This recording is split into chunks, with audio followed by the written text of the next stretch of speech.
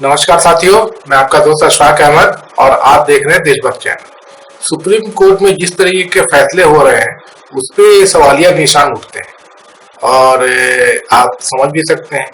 अभी जैसे कि महाराष्ट्र में जब शिंदे गुट अलग हो गया और भाजपा के साथ में सरकार बना ली, तो उस वक्त जो उस समय के सीएम थे उद्धव ठाकरे, तो वो सुप्रीम कोर्ट का दरवाजा खटखटाए थे कि ये गलत हो रहा है, लेकिन सुप्रीम कोर्ट ने संज्ञान नहीं लिया इसका और फ्लोर टेस्ट जो गलत था, जो अन्याय था, जो नैतिक भी नहीं था और ना जो न्याय के हिसाब से देखा जाए सही था, कि जो महाराष्ट्र के राज्यपाल थे तो उन्होंने इजाजत दे दी थी फ्लोर टेस्ट की, क्योंकि वजह ये थी कि जो शिंदे गुट है वो अलग दल नहीं बनाया, अलग पार्टी नहीं बनाया, अब बल्कि वो जो शिवसेना है, शिवसेना बोल के और समर्थन दे रहे थे कि नई सरकार बनेगी।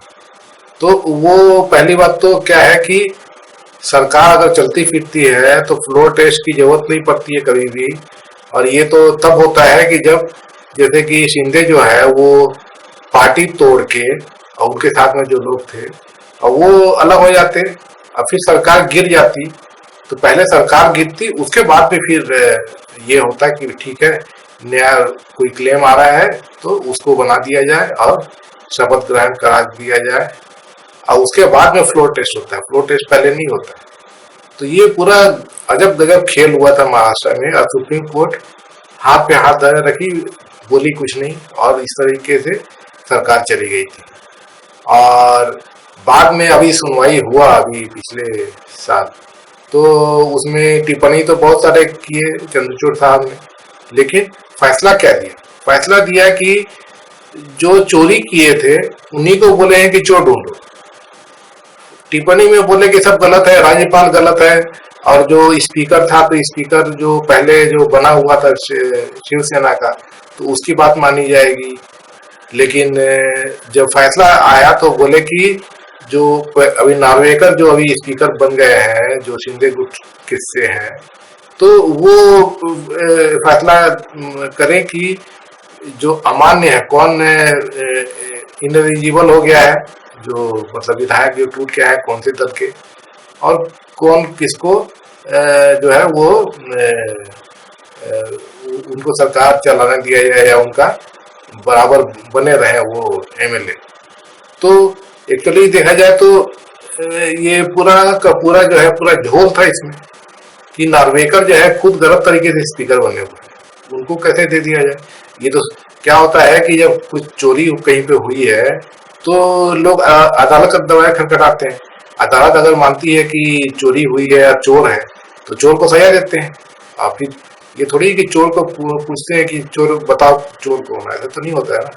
यहाँ तो सुप्रीम कोर्ट ऐसा किया, तो ये सब गलत होता है। आपने देखा इसके पहले जो ये नोटबंदी के कैसे फैसला हुआ, जनता का कुछ जो नुकसान हुआ है उसका तो कोई सुप्रीम कोर्ट ने सुनवाई किया ही नहीं, बस बोल दिए कि आरबीआई का परमिशन था सरकार को नोटबंदी करने का, ये कोई गलत फैसला नहीं।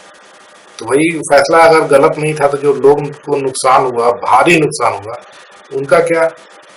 उसी तरीके से अभी जैसे कि इलेक्टोरल बॉन्ड पे है, सुनवाई हो गई पूरी और उसका फैसला जो है वो 3 महीने से धर के बैठे हुए, और उसी तरीके से और भी बहुत सारे केस हैं जो सरकार के खिलाफ केस पेंडिंग है, उस पे जो फैसले आ रहे हैं सब गलत तरीके से आ रहे हैं, सरकार के फेवर में आ रहे हैं।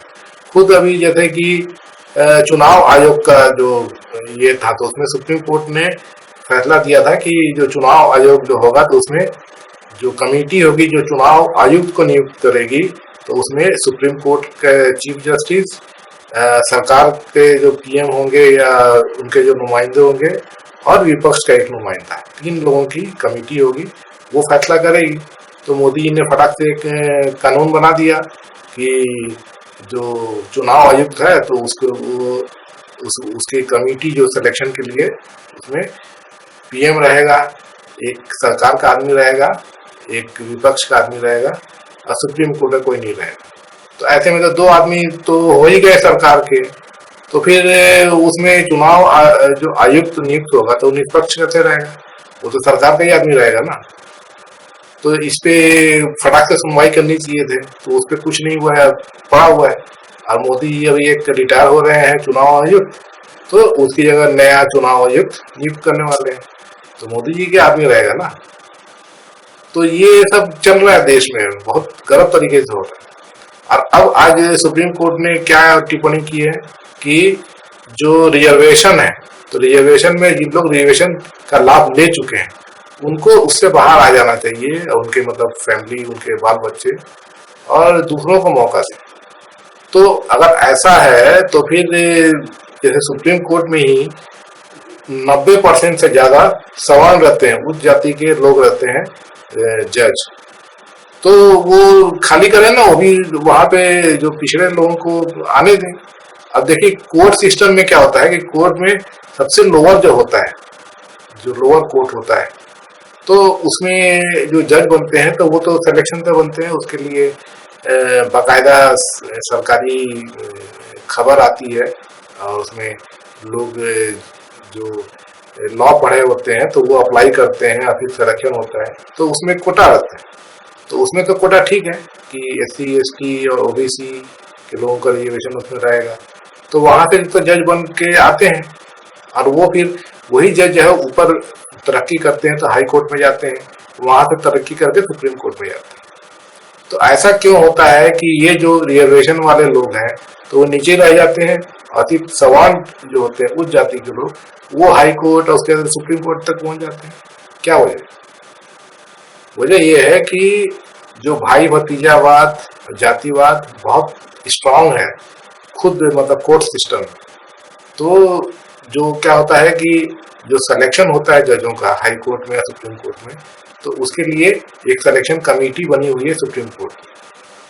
तो वो जो उस सुप्रीम कोर्ट के जज होते हैं वो सेलेक्ट करते हैं, तो इसमें सवर्ण होते हैं कमेटी में, और फिर सवर्णों को ही मौका देते हैं।